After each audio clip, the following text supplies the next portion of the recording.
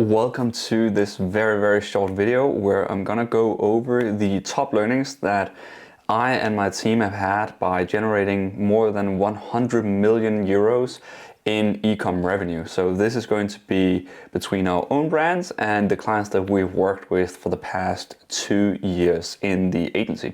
So what we're going to go over today is some of the biggest learnings that we've had that actually moves the needle. So we're not going to talk about vanity stuff that we've learned or small details. We're going to talk about the things that have actually given us the most experience, but also fixed a lot of the issues that both ourselves but also our clients have been running into over the past few years.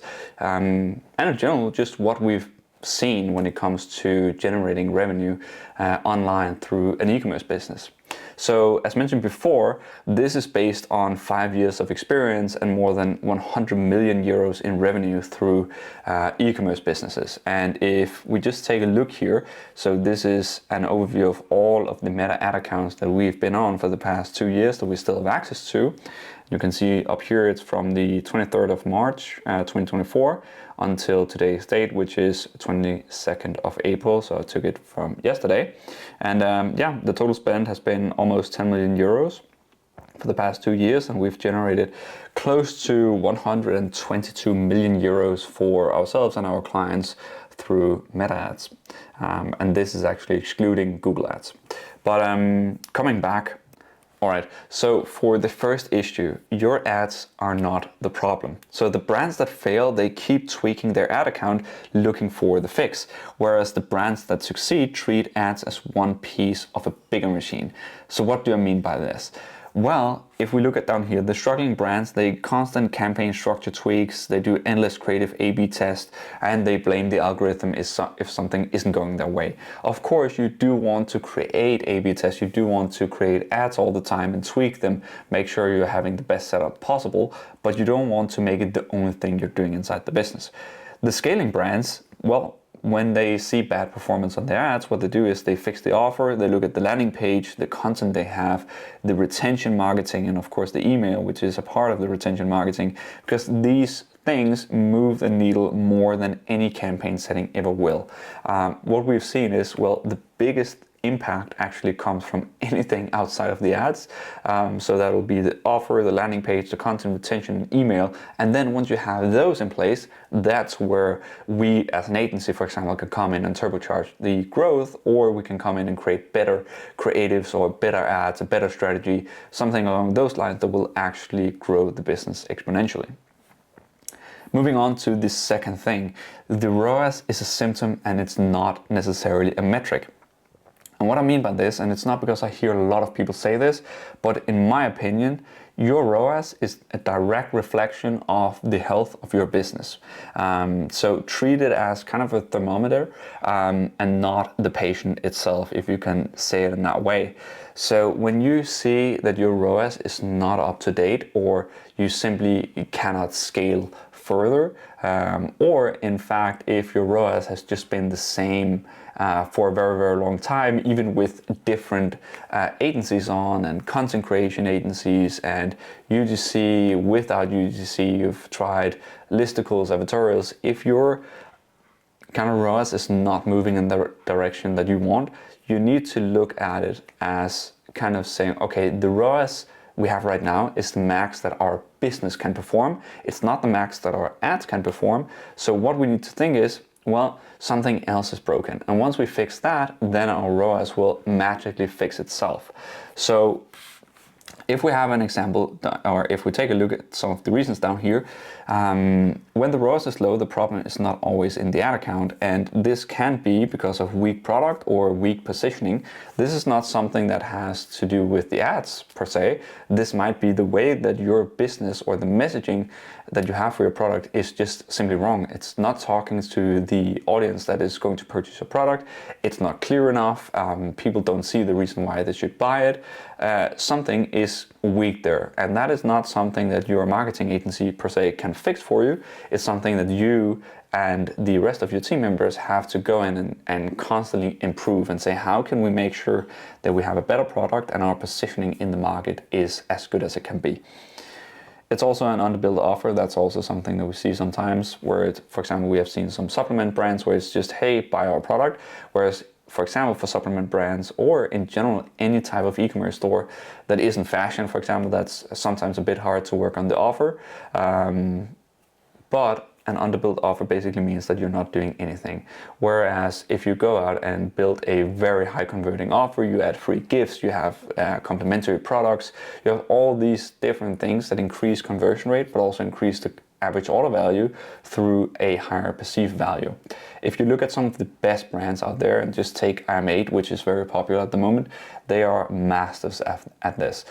Any ad that they have that is offer focused, you almost feel like you're getting a ton of stuff for free. When you go into their product pages, you get courses for free, you get almost mentorships from some of the best fitness and health coaches in the world. And that's some of the things that they give you for free, but it's just offer stacking. That's how they've built an incredible offer that is very hard to say no to. Then we have no retention engine. So this is one of the most important things, especially here in 2026 where I'm recording the video. If you do not have a strong email and SMS setup to make sure that all the new customers that come into the business are also followed up upon and making sure that they come back as a repeat customer, then you're going to lose in the long run. Even if you have a good ROAS, it's just going to be harder and harder to be profitable if you're not converting your customers over and over again. Then we have slow or poor customer support. It's not the most often that we see, simply because there are so many AI tools out there, but there are still, if your customers cannot call you or it's very hard to find a live chat or an email, an address, any type of that or those elements, if they're missing, it's going to be a conversion killer. We've seen it a lot of times where if we just add, for example, a live chat and a full address in the footer and a phone number that people can call, that we see an increase in the conversion rate without tweaking anything else. So a healthy business, they have a great product that people buy again. They have a real offer, not just a standard price. They have email, SMS, and loyalty programs that are in place. And they also have support that also accumulate reviews. So more reviews often come based on good support and great service. So one counterintuitive truth is turning ads off for a small period of time and fixing the business first is actually and most often the most profitable decision you can make. We see this quite a few times where when people come to us, we're like, okay, we have to fix a bunch of things before we launch ads. So let's just turn everything off for a few days, fix the things, and then we launch with fresh creatives and a fresh setup, fresh offer, fresh landing page, whatever it might be, or we begin to run split tests on the offer to see, well, what is going to move the needle here. So that's just one tip. If things are not going your way right now, you're kind of break even, you've been trying for a long time, it might be a good idea just to make a reset, turn off the ads, fix everything, make everything in a 2.0 version. We're like, okay, this actually looks better, the offer is better, everything is just better, and then you can turn the ads on again. All right, moving on to reason number 3, or the third learning that we've had, is the execution gap.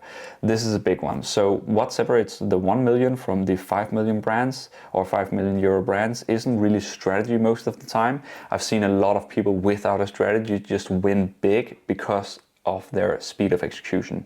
So speed of execution beats quality of strategy almost every time and almost every single case that I've seen out there. So the 1 million brands, they're slow, they wait for the perfect strategy, they debate instead of testing. They're like, okay, should we do this or that? This kind of creative strategy or this creative idea could be a good thing to test, but they don't really get anywhere from there. Whereas the 5 million euro brands, well, they execute incredibly fast. They test their way to clarity instead of planning their way to it. This is one of the biggest things that I've learned, is that sometimes it doesn't really matter what you test or in which order. The most important thing is you test it as fast as possible, move on to the next thing if it doesn't work. So one of the biggest learnings, but also one of the most simple ones. The speed of execution is probably the most important thing, also just when running any type of business, in my opinion.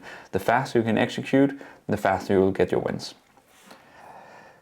All right, learning number 4, you will hit a ceiling and you will not see it coming. So especially in smaller markets, there's a hard growth ceiling. So we work with a lot of clients in the Nordic countries or just in Europe in general, and the ones that are not international, so the ones that are very national, only advertising in one market, well, there's one dangerous thing here, because your results still look good as you approach it, but right up until you approach the ceiling, you have great results, everything looks great, but at some point you're just not able to scale more no matter what you do. And this is of course only relevant to if you're already doing well, you already have a profitable business, but at some point you just can't scale more. For example, let's take Sweden or Denmark as a market. It's very small, so you can end up, especially if you have a niche product or you're solving a problem that not many people have. Let's just say it's 20% of a population that have the problem that you're solving, and you're in a market where there's only 5 million people. Well, it's going to be very small amount of people that you can convert, because even though there are 20% of the population that is in your market, well, it might only be 5% or even 10% at max that are willing to buy from you. Plus you're also going to have to spend money to get in front of those people. So when it comes to that point, it's very important for me to say everything is going to look fine until it doesn't. Revenue keeps ticking up, ROAS stays kind of acceptable, repeat rate looks healthy, and you assume there's more headroom. But in reality, you've only really saturated your addressable audience, and the next step is a wall. So if you believe, hey, things are going pretty well, it might be time to look international, or look for international countries. So international expansions are good before you need it. So one of the ways to grow through the ceiling is new markets. Most brands realize this a little bit too late, in my opinion, and a lot of brands are also a bit scared to go to international markets, because they believe, well, what if it doesn't work, or it will not work, or if it's going to be expensive, whatever it might be, and we don't know which countries are going to work. Well, we'll have to think about that at a later point, because most times this kind of happens after growth has already stalled and the urgency hits. So I'll say plan expansion while the core market still feels comfortable, while you still have momentum in the market that you're starting in, or the market that you're currently advertising in. So once you feel a good amount of momentum, but you also have to be very realistic and say, okay, can we push this to double the size of where we are right now?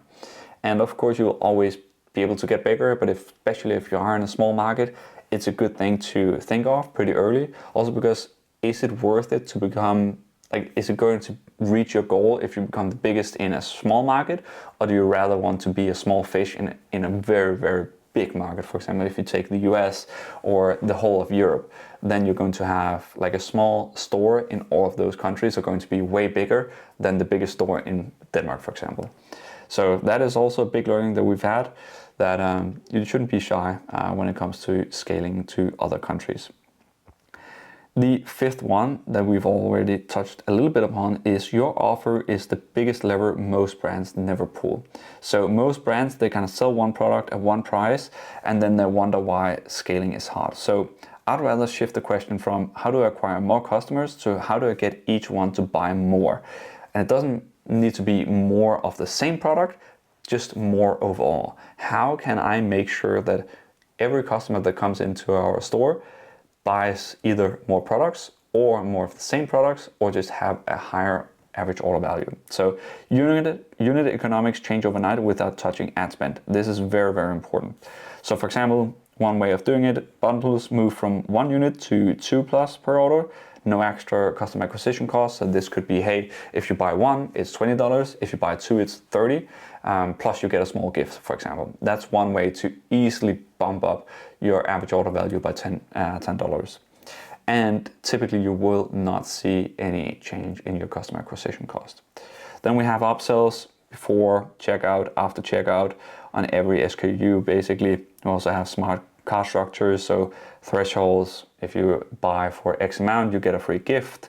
You can also just have gifts or discounts that increase average order value, or kind of have tiered pricing as the next example here. So multi-packs, subscribe and save, or annual options is not going to be the typical one. Monthly options, something along those lines, or even family options. I've seen if you have a product that multiple people in one household can use, then just say, hey, do you want to get the family pack instead, where we include 3 or 2? That is also an easy way to bump up your average order value and get people to buy more without sacrificing your customer acquisition cost. So with that said, I hope these kind of 5 learnings here helped you a bit. And yeah, hope you got some value out of this video. Please feel free to shoot me a message on YouTube or Instagram if you want to talk more, or if you want to, yeah, get some clarification on some of the points that I covered in today's video, or leave a comment down below and I'll make sure to answer each one of those.